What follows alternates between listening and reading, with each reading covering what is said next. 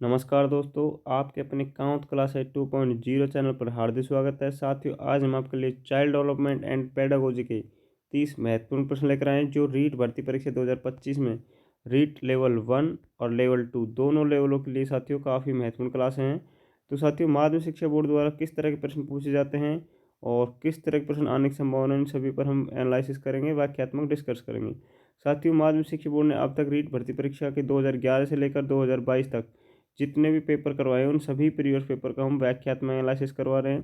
तो जो साथी हमारे साथ पहली बार जुड़ा है उनको मैं बता दूं साथियों, इससे पहले हमने साइकोलॉजी की साथियों 14 पार्ट कंप्लीट करा दिए हैं और पिछले 14 पेपर जिसने नहीं देखे हैं वो प्ले लिस्ट में जाकर देख सकते हैं, वहाँ आपको उपलब्ध हो जाएंगे। तो साथियों, हमारा ये 15वीं क्लास है शिक्षा मनोविज्ञान से संबंधित, ठीक है।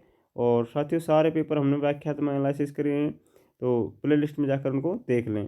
साथियों, पहला जो प्रश्न पूछा गया है वो है, मानव विकास आजीवन चलता रहता है, यद्यपि दो व्यक्ति बराबर नहीं होते हैं, किंतु सभी सामान्य बालकों में विकास का क्रम समान सा रहता है। यह कथन विकास के किस सिद्धांत की ओर संकेत करता है? सतत विकास की ओर करता है, परस्पर संबंध की ओर करता है, समान प्रतिरूप की तरफ करता है, या फिर सामान्य से विशिष्ट की ओर करता है? तो साथियों, इस प्रश्न का जो सही उत्तर होगा वो होगा कि समान प्रतिरूप का सिद्धांत। C option is the correct answer. दोस्तों, जिसमें जो दो व्यक्ति होते हैं उनकी जो दर होती है साथियों वो अलग अलग होती है, ठीक है। बराबर नहीं होती, अलग अलग होती है और क्रम बिल्कुल समान होता है। तो ये समरूपता का सिद्धांत है जो कहता है, ठीक है। सी ऑप्शन इसका बिल्कुल सही उत्तर होगा। दोस्तों, जो विकास है इसमें लगातार जो बच्चा है उसका विकास होता है, निरंतर चलता रहता है। तो ये निरंतरता बताता है, विकास की निरंतरता को दर्शाता है। साथियों, परस्पर संबंध का जो सिद्धांत है उसमें होता क्या है कि जो ये सिद्धांत है ये एक तो थॉर्नडाइक ने दिया था, ये आपको पता होना चाहिए। इसमें बालक की जो सभी विकास जो है वो एक दूसरे से क्या होते हैं, संबंधित होते हैं। जितने विकास के पहलू हैं एक दूसरे से संबंधित होते हैं। इसके अलावा साथियों, सामान्य से जो विशिष्ट सिद्धांत है इसमें जो विकास है साथियों वो खंडों में किया जाता है। तो ठीक है, ये आपको पता होना चाहिए कि किसी समस्या को छोटे छोटे हिस्सों में बांट कर किया जाता है, ठीक है। छोटे छोटे हिस्सों में बांट कर उसका क्या किया जाता है, समाधान किया जाता है। तो ये सामान्य से विशिष्ट का जो सिद्धांत है इन बातों को दर्शाता है। तो साथ ही इस प्रश्न का जो करेक्ट आंसर होने वाला था वो है समान प्रतिरूप का सिद्धांत। C option is the correct answer. बढ़ते हैं नेक्स्ट प्रश्न पर। साथियों, अगला जो प्रश्न पूछा गया है वो काफ़ी अच्छा प्रश्न है और ऐसे प्रश्न एग्जाम में पूछे जाते हैं। जीन पियाजे के अनुसार संज्ञानात्मक विकास की अंतिम अवस्था कौन सी है? पहला ऑप्शन दिया गया है साथियों संवेदिक पेशी अवस्था, दूसरा ऑप्शन है अमूर्त संक्रियात्मक अवस्था, तीसरा ऑप्शन है उत्तर संक्रियात्मक अवस्था और चौथा ऑप्शन है मूर्त संक्रियात्मक अवस्था है। तो दोस्तों, अंतिम अवस्था की बात की जा रही है और जीन पियाजे ने जो सिद्धांत दिया था वो साथियों संज्ञानात्मक विकास का सिद्धांत दिया था। ये आपको याद होना चाहिए क्योंकि एग्जाम में प्रश्न पूछा जाता है पर्सनल। अब अंतिम अवस्था की बात करें तो जीन पियाजे के संज्ञानात्मक सिद्धांत में साथियों कितनी अवस्थाएं हैं? 4 अवस्थाएं, और 4 अवस्थाओं का नाम आपको पता होना चाहिए को, और उनका अवस्था का जो कालक्रम है वो भी आपको पता होना चाहिए। तो चौथा और अंतिम जो हमारी जो अवस्था मानी गई है जीन पियाजे की साथी वो है अमूर्त संक्रियात्मक अवस्था। साथी वो 4 अवस्था कौन कौन सी है? पहली है संवेदिक गामक अवस्था, ठीक है। दूसरी है पूर्व संक्रियात्मक अवस्था। कौन सी? पूर्व संक्रियात्मक अवस्था। इसके अलावा साथियों तीसरी जो हो जाएगी साथियों मूर्त संक्रियात्मक हो जाएगी। चौथी क्या हो जाएगी? अमूर्त संक्रियात्मक, जिसमें औपचारिक संक्रियात्मक हम बोलते हैं। तो ये 4 अवस्था है साथियों जो हमारा जीन पियाजे महोदय ने दी है। साथ ही संवेदी पेशी अवस्था जो है जन्म से जन्म से 2 वर्ष तक, ठीक है। जन्म से 2 वर्ष तक इसको मानी गई है। पूर्व संक्रियात्मक साथियों 2 से 7 वर्ष तक होती है। मूर्त संक्रियात्मक 7 से 11 वर्ष तक होती है और उत्तर संक्रियात्मक 11 से अधिक होती है। साथ ही ये प्रश्न एग्जाम में पूछे जाते हैं। तो ये आपको पता होना चाहिए जीन पियाजे के संज्ञानात्मक विकास की 4 अवस्थाएं हैं। संवेदी पेशी अवस्था जन्म से 2, पूर्व संक्रियात्मक अवस्था 2 से 7 और मूर्त संक्रियात्मक 7 से 11 साथियों, और अमूर्त है जो है साथियों 11 से अधिक। तो ये साथियों प्रश्न हैं, काफ़ी महत्वपूर्ण प्रश्न हैं जो एग्जाम में पूछे जाते हैं। एक प्रश्न जीन पियाजे महोदय से संबंधित पूछा जाता है साथियों, जो अनुकूलन है अनुकूलन उसके कितने प्रकार है? तो अनुकूल के साथियों कितने प्रकार है ये एग्जाम में पूछा जा सकता है। इसके 2 प्रकार हैं। 2 तरीके से अनुकूलन होता है, एक तो आत्मसातीकरण और एक समंजन। तो साथियों दोनों प्रश्न एग्जाम पूछे गए हैं, ये आपको नोट कर लेना है। तो साथियों ये रीट भर्ती परीक्षा के लिए L1 और L2 दोनों क्लासों के लिए, दोनों लेवलों के लिए साथियों काफ़ी महत्वपूर्ण क्लास है। तो जो साथी हमारे साथ पहली बार जुड़ा है तो साथियों क्लास अच्छी लग रही है तो क्लास को ज्वाइन कर लें चैनल को सब्सक्राइब कर ले, बेल आइकन को प्रेस कर देना ताकि वीडियो का नोटिफिकेशन आप जब कब क्लास लाए हम तो उसका आप तक पहुंच जाए। साथियों अगली क्लास आपको बहुत जल्द मिल जाएगी। ये हमारा शिक्षा मनोविज्ञान संबंधित 15वीं क्लास है और इससे पहले हमने 14 पेपर कंप्लीट करवा दिए, तो वो प्ले लिस्ट में आपको देखने को मिल जाएंगी, वहाँ पर आप देख सकते हैं। साथियों नेक्स्ट प्रश्न पूछा है आनुवांशिक के जनक। तो साथियों आनुवांशिक के जनक किसे कहते हैं? ग्रेगर मेंडल कहते हैं, मॉर्गन को कहते हैं, वाटसन को कहते हैं, फिर चार्ल्स डार्विन को कहते हैं। तो आनुवांशिक का जो जनक है साथियों वो है ग्रेगर मेंडल। ए ऑप्शन इसका बिल्कुल करेक्ट आंसर होगा दोस्तों। जो ग्रेगर मेंडल है इन्होंने मटर के पौधे पर प्रयोग किया था। ये प्रश्न भी एग्जाम में पूछा गया है। तो मटर के पौधे पर जो मटर का पौधा है साथियों इस पर किसने प्रयोग किया, ये आपको याद रखना है, इसको नोट कर लेना है। ये प्रश्न रीट भर्ती परीक्षा में पूछा गया प्रश्न है और ऐसे प्रश्न साथियों आपको देखने को मिल सकते हैं। इसने जो ग्रेगर मेंडल है साथियों इन्होंने 3 नियम बताए। जो ये सिद्धांत है आनुवंशिक सिद्धांत, इसमें जो सिद्धांत आनुवंशिक दिया था ग्रेगर मेंडल ने, इसमें 3 सिद्धांत बताए साथियों। एक है पृथक्करण का नियम और साथियों एक है प्रभुत्व का नियम और एक दिया था इसने स्वतंत्र वर्गीकरण का नियम। ठीक है, तो ये 3 प्रकार के इसमें नियम बताए हैं आनुवंशिक के सिद्धांत में। किसने बताए हैं? ग्रेगर मेंडल ने। तो ये आपको याद रखना है साथियों। ऐसे प्रश्न रीट भर्ती परीक्षा में पूछे जा सकते हैं। बढ़ते हैं नेक्स्ट प्रश्न पर साथियों। अगला जो हमारा प्रश्न है वो पूछा गया है व्यक्तित्व का मनोविश्लेषणात्मक सिद्धांत किसने प्रतिपादित किया? अब्राहम मैस्लो ने, सिगमंड फ्रायड ने, कार्ल रोजर्स ने, जीन पियाजे ने। साथियों मनोविश्लेषणात्मक ये प्रश्न भी एग्जाम में हर बार पूछा जाता है। इस सिद्धांत से संबंधित एक प्रश्न आपको रीट भर्ती परीक्षा में देखने को मिलेगा। जिस तरह जीन पियाजे का एक सिद्धांत जो जीन पियाजे का संज्ञानात्मक सिद्धांत है साथियों उसमें एक प्रश्न फिक्स है कि एक प्रश्न हर रीट भर्ती परीक्षा में पूछा जाता है। इसी तरह सिगमंड फ्रायड का मनोविश्लेषणवाद सिद्धांत है, इससे भी संबंधित हर बार रीट भर्ती परीक्षा में प्रश्न एक पूछा जाता है, तो इस पर हम डिस्कस करेंगे। साथियों ये सिगमंड फ्रायड ने दिया था, बी ऑप्शन इसका बिल्कुल करेक्ट आंसर होगा। साथियों इसने मन के 3 प्रकार बताए थे। कि कितने प्रकार बताए थे? मन को 3 प्रकारों में बांटा है। एक होता है साथियों चेतन अचेतन, ठीक है, अचेतन मन। एक होता है साथियों अर्धचेतन और साथियों एक होता है अर्धचेतन और एक होता है साथियों चेतन। ये 3 प्रकार के मन हैं जो अब्राहम सिगमंड फ्रायड ने हमको बताए हैं।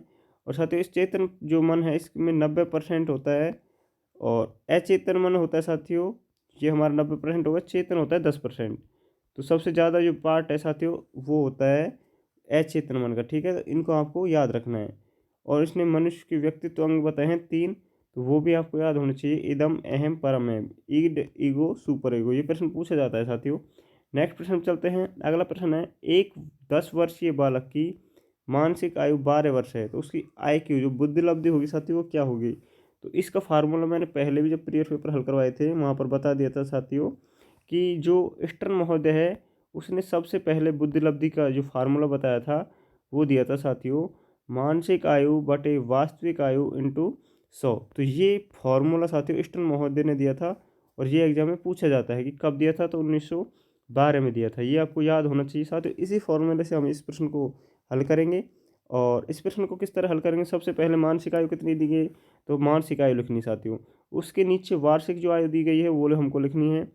इसको फिर मल्टीप्लाई करना है 100 से। अब हम 100 से इस जीरो से काटेंगे, फिर बचा हमारे साथियों 12 को 10 से मल्टीप्लाई करना है, तो 12 को 10 से करेंगे तो 120 आ जाएगा और 120 इसका क्या हो जाएगा साथियों? करेक्ट आंसर हो जाएगा। तो इस तरह हम इस तरह के प्रश्न को हल करना है। सी ऑप्शन इसका बिल्कुल सही उत्तर होगा दोस्तों। बढ़ते हैं नेक्स्ट प्रश्न पर। अगला जो प्रश्न पूछा गया दोस्तों वो है अल्बर्ट बंडूरा द्वारा प्रस्तावित अधिगम सिद्धांत है। तो जो अल्बर्ट बंडूरा ने सिद्धांत दिया वो हमको बताना है। पहला ऑप्शन दिया गया है शास्त्रीय अनुबंधन सिद्धांत, दूसरा ऑप्शन है संज्ञानात्मक सिद्धांत, तीसरा है अंतर्दृष्टि और चौथा है सामाजिक अधिगम सिद्धांत। साथियों अल्बर्ट बंडूरा की अगर बात करें तो इसने जो सिद्धांत दिया है वो दिया है दोस्तों सामाजिक अधिगम का सिद्धांत। डी ऑप्शन बिल्कुल इसका करेक्ट आंसर होगा।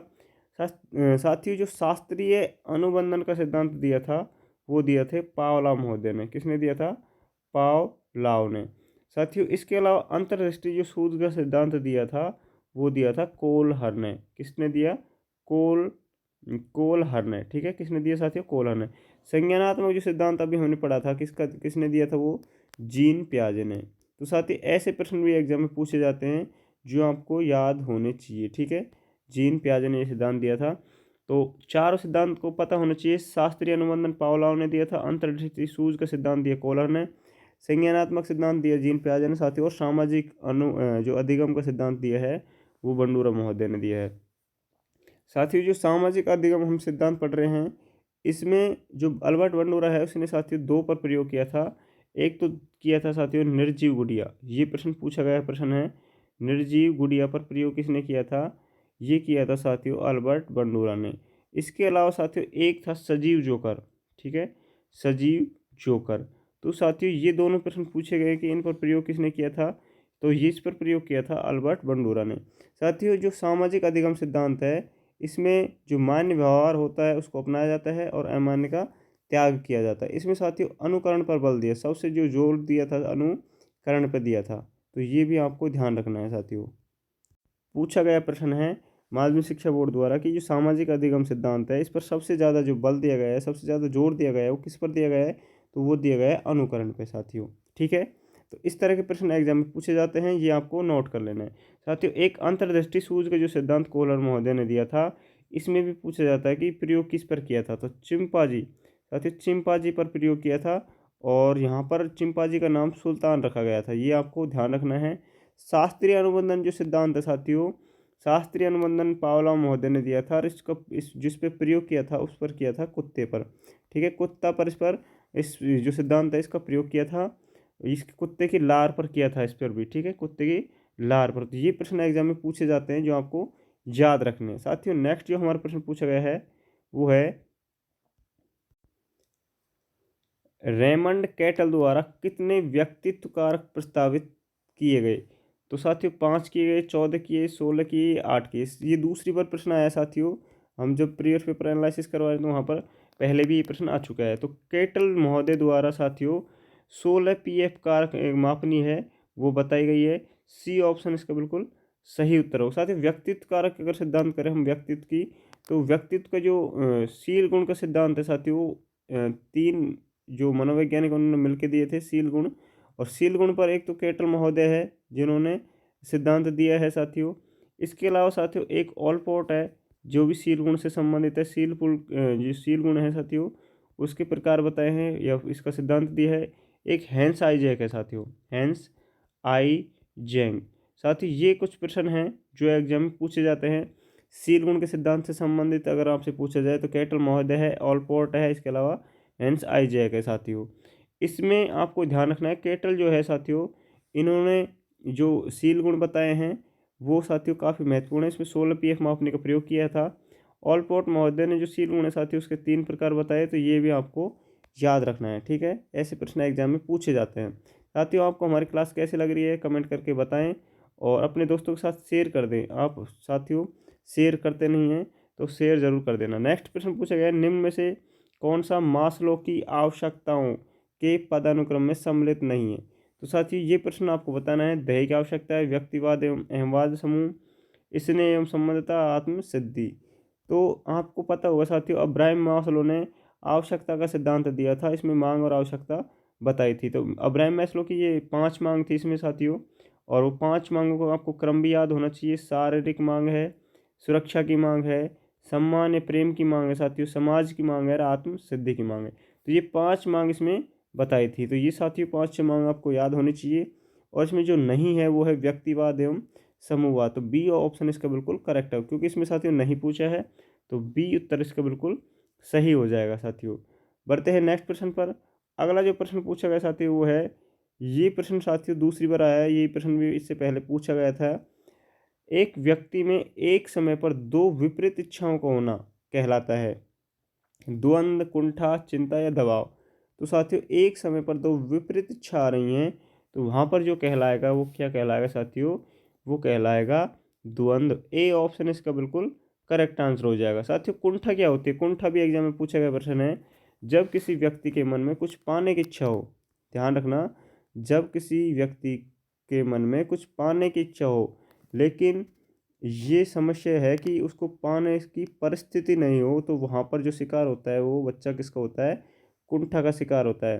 किसी चीज़ को पाने की तीव्र इच्छा हो रही है लेकिन उसको प्राप्त नहीं कर सकता, ऐसा उसकी परिस्थिति नहीं है, तो उसमें कुंठा जैसी समस्या का सामना करना पड़ता है। तो ये रीट भर्ती परीक्षा में पूछा गया प्रश्न है, आपको याद रखना है। नेक्स्ट प्रश्न पूछा गया साथियों, निम्नलिखित में से कौन सा अनुसंधान स्टीफन कोरे से संबंधित है? आधारभूत अनुसंधान, व्यवहारात्मक अनुसंधान, वैज्ञानिक अनुसंधान, क्रियात्मक अनुसंधान। साथियों इसमें जो सिद्धांत है वो स्टीफन एम कोरे ने दिया था, वो है साथियों क्रियात्मक अनुसंधान। और क्रियात्मक अनुसंधान होता क्या है साथियों? इसमें साथियों किसी भी समस्या है जो उसका तत्काल समाधान, ठीक है, तुरंत समाधान होना चाहिए, और उससे संबंधित है क्रियात्मक अनुसंधान। तो तत्काल समाधान करने वाली जो वो है साथियों अनुसंधान, उसका नाम है क्रियात्मक अनुसंधान। किसी भी समस्या हो साथियों उसका तुरंत समाधान निकलता है। इस सिद्धांत की अगर बात करें साथियों क्रियात्मक अनुसंधान, तो क्रियात्मक अनुसंधान में जो एंडरसन महोदय है, ये प्रश्न रीट भर्ती परीक्षा में पूछा गया था। एंडरसन ने जो क्रियात्मक अनुसंधान के सोपान बताए थे साथियों, वो कितने सोपान बताए थे, ऐसे प्रश्न आया था। तो एंडरसन ने सोपान जो बताए क्रियात्मक अनुसंधान में, वो 7 सोपान बताए थे साथियों, और वो 7 सोपान आपके याद होने चाहिए, ठीक है। तो ऐसे प्रश्न रीट भर्ती परीक्षा में पूछे जाते हैं साथियों। ये पीरियड पेपर है, और इस आधार पर हम लेवल पता लगा सकते हैं कि माध्यमिक शिक्षा बोर्ड द्वारा प्रश्न पत्र कैसा बनाया जाता है। नेक्स्ट जो प्रश्न है साथियों वो है, व्यक्तिगत भिन्नता को निर्धारित करने में निम्न में से कौन सा जैविक कारक नहीं है? जो नहीं है वो हमको बताना है। आनुवंशिकता, जन्मजात स्वभाव, अभिभावक बालक संबंध, शारीरिक स्वास्थ्य।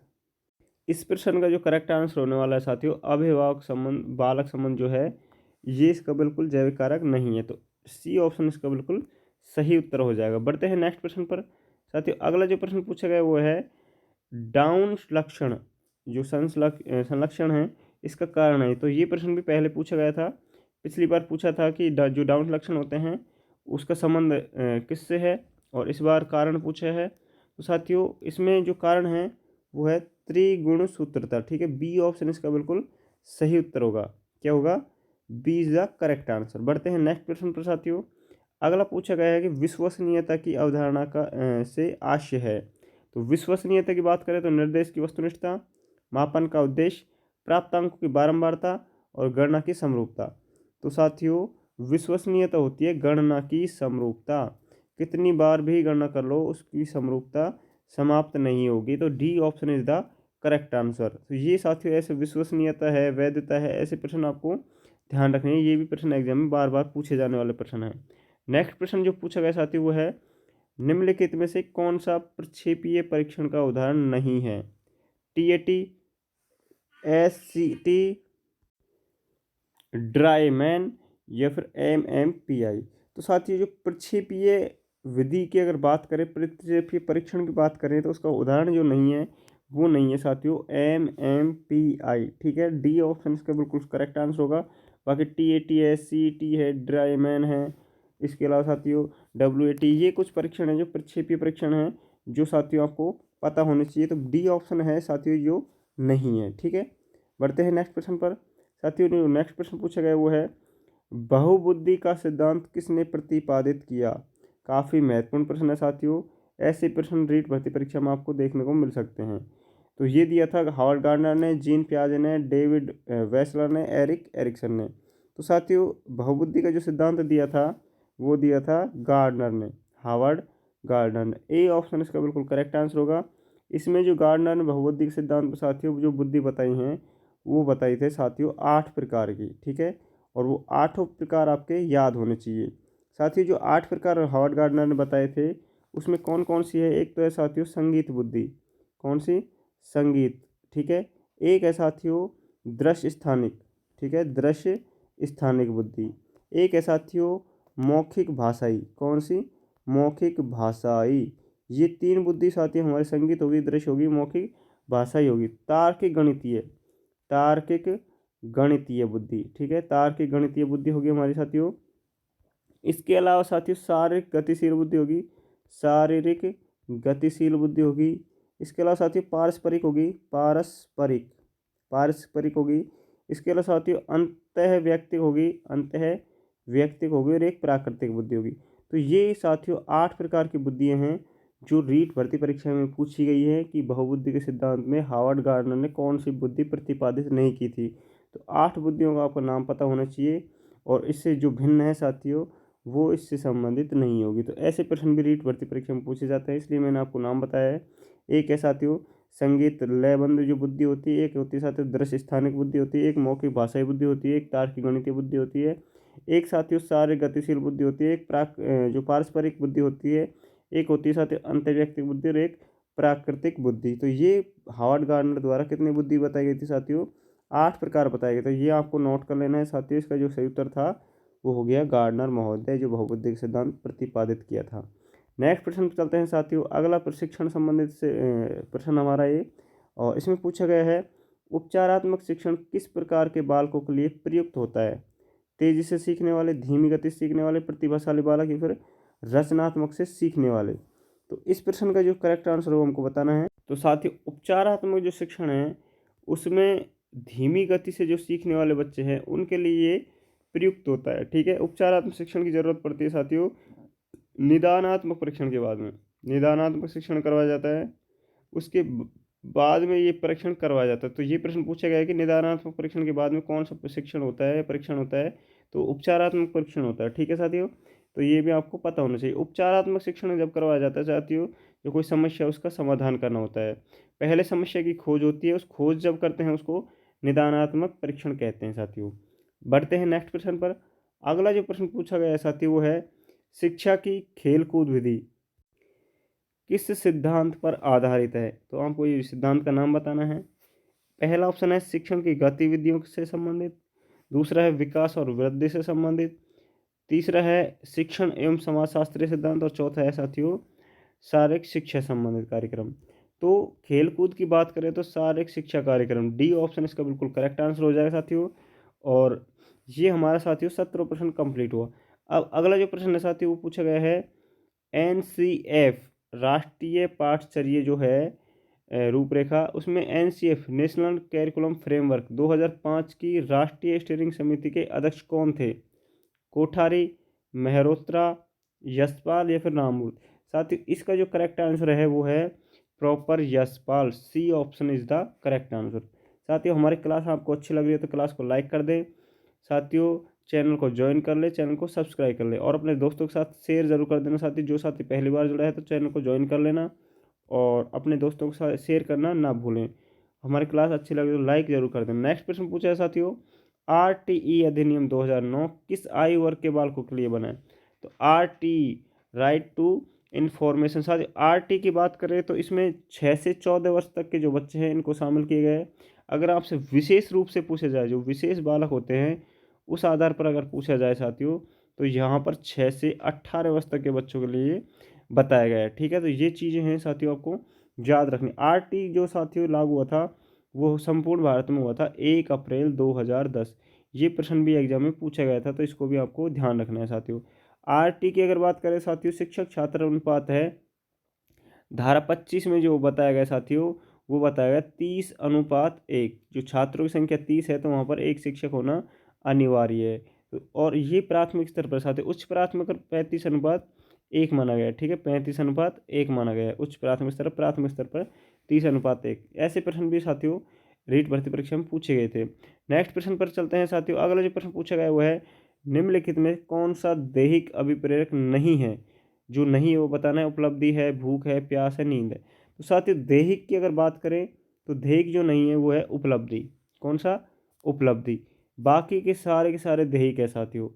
भूख है, प्यास है, नींद है, ये सभी क्या है? दैहिक। लेकिन ये उपलब्धि दैहिक नहीं है। ठीक है साथियों, बढ़ते हैं नेक्स्ट प्रश्न पर। साथियों अगला जो प्रश्न पूछा गया है वो है एनसीएफ 2005 के अनुसार गणित शिक्षण का मुख्य जो उद्देश्य है वो क्या है? शिक्षकों का प्रशिक्षण, कक्षा अधिगम, बालकों के चिंतन का गतिकरण या गणित की विषय वस्तु? साथियों एनसीएफ अगर 2005 की हम बात करें तो उसमें है साथियों बालकों के चिंतन का गणितीकरण। सी ऑप्शन बिल्कुल सही उत्तर होगा साथियों। चिंतन जिसमें बच्चा करता है, ठीक है, बच्चा चिंतन करे, ये इसका प्रमुख उद्देश्य होता है गणित शिक्षण का। नेक्स्ट प्रश्न है साथियों पारितोषिक तथा दंड के माध्यम से सीखना अधिगम के किस सिद्धांत से संबंधित है? सामाजिक सीखना, क्रिया प्रसूत अनुबंधन, शास्त्रीय अनुबंधन या संज्ञानात्मक सिद्धांत? तो साथियों पारितोषिक तथा दंड ये जो सिद्धांत से संबंधित है, किससे संबंधित है हमको बताना है। तो इसका जो संबंध है साथियों वो होगा क्रिया प्रसूत जो अनुबंधन है BF स्किनर का साथियों, और ये प्रश्न साथियों कम से कम 2 से 3 बार एग्जाम में पूछा गया है, तो ये आपको नोट कर लेना। ऐसा प्रश्न साथियों दोबारा फिर से रिपीट हो सकता है। और इसके बाद में सामाजिक अधिगम है, ये मैंने अब आपको बता दिया था, अल्बर्ट बंडोरा ने दिया था। शास्त्रीय अनुबंधन ये पावलोव महोदय ने दिया था। संज्ञानात्मक सिद्धांत जीन पियाजे ने दिया था। ऐसे प्रश्न साथियों रिपीट होते हैं, तो आपको ये नोट कर लेने हैं। सिद्धांत कुछ महत्वपूर्ण हैं जो हर बार आपको एग्जाम में देखने को मिल सकते हैं। नेक्स्ट प्रश्न पूछा गया था साथियों, ये है निम्नलिखित में से कौन सी प्रक्रिया बाल्यावस्था के दौरान सीखने से संबंधित नहीं है। जो नहीं है वो बताना है। पूर्व अनुभव, प्रतिबिंबन, कल्पना या फिर तर्क। तो साथियों जो बाल्यावस्था के दौरान संबंधित नहीं है वो है साथियों पूर्व अनुभव। पूर्व जो अनुभव है साथियों वो हमारे किशोर अवस्था में आने लगते हैं, ठीक है। पूर्व अनुभव का वहाँ पर कोई महत्व नहीं है, तो बाल्यावस्था के दौरान जो नहीं है वो है पूर्व अनुभव। ए ऑप्शन इसका बिल्कुल करेक्ट आंसर हो जाएगा साथियों। नेक्स्ट प्रश्न पर चलते हैं। अगला जो प्रश्न पूछा गया है वो है किसी विशेष कार्यक्रम या प्रशिक्षण के प्रभाव का मापन करने के लिए किस प्रकार के परीक्षणों का परिकल्पन किया जाता है। व्यक्तित्व, बुद्धि, उपलब्धि, रचनात्मक। तो साथियों इस प्रश्न का जो करेक्ट आंसर होने वाला है वो होगा उपलब्धि, ठीक है। उपलब्धि के लिए विशेष कार्यक्रम प्रशिक्षण को मापन करने के लिए साथियों परीक्षणों को परिकल्पित किया जाता है, तो सी ऑप्शन बिल्कुल सही उत्तर होगा। बढ़ते हैं नेक्स्ट प्रश्न पर साथियों। अगला जो प्रश्न पूछा गया है वो है विकास की किस अवस्था में व्यक्ति का व्यावसायिक समायोजन की समस्या का सामना करना पड़ता है। तो जिसमें सामना करना पड़े वो है वृद्धावस्था, किशोरावस्था, बाल्यावस्था या फिर शिशुअवस्था। तो इस प्रश्न का जो करेक्ट आंसर होने वाला है साथियों वो होगा किशोरावस्था, ठीक है। जिसमें क्या होता है व्यावसायिक समायोजन समस्या का सामना, और समस्या की अगर बात आ जाए तो आपको हमेशा किशोरावस्था से संबंधित बताना है, क्योंकि सबसे महत्वपूर्ण काल की अगर बात करें, कठिन काल, संघर्ष, तनाव का काल है जो साथियों कौन सा हो जाएगा, किशोर अवस्था। बढ़ते हैं नेक्स्ट प्रश्न पर साथियों। अगला जो प्रश्न दिया गया है वो है अधिगम शिक्षण अधिगम का मनोवैज्ञानिक आधार किस पर निर्भर करता है। तो निर्भर जिस पर करता है वो हमको बताना है। तो साथियों वो किस पर निर्भर करता है ये हमको बताना है। इस प्रश्न का जो करेक्ट आंसर होने वाला है वो है सामाजिक आर्थिक स्तर पर, ठीक है।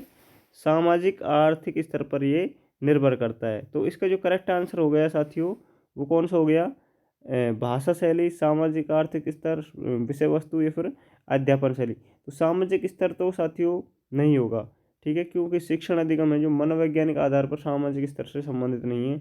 भाषा इसका आंसर नहीं होगा, विषय वस्तु इसका नहीं होगा साथियों। इसका जो संबंध है वो किससे है, अध्यापन शैली। ए जो ऑप्शन है बिल्कुल करेक्ट आंसर होगा साथियों। तो बढ़ते हैं नेक्स्ट प्रश्न पर, और मैं फिर बता रहा हूँ आरटी से संबंधित प्रश्न देखो ये आपको सामने आ ही गया है। ऐसा प्रश्न एग्जाम में पूछा जाता है साथियों। हर बार रीट भर्ती परीक्षा में आरटी से संबंधित 1 या 2 प्रश्न देखने को मिलेंगे। आरटी अधिनियम 2009 के अनुसार प्राथमिक जो विद्यालय है उसमें विद्यार्थी और शिक्षक का अनुपात में, यही प्रश्न साथियों मैं आपको अभी बता रहा था कुछ देर पहले, और यहाँ पर ये देखने को मिल गया 25:1 है, 35:1 है, 40:1 है, 30:1 है।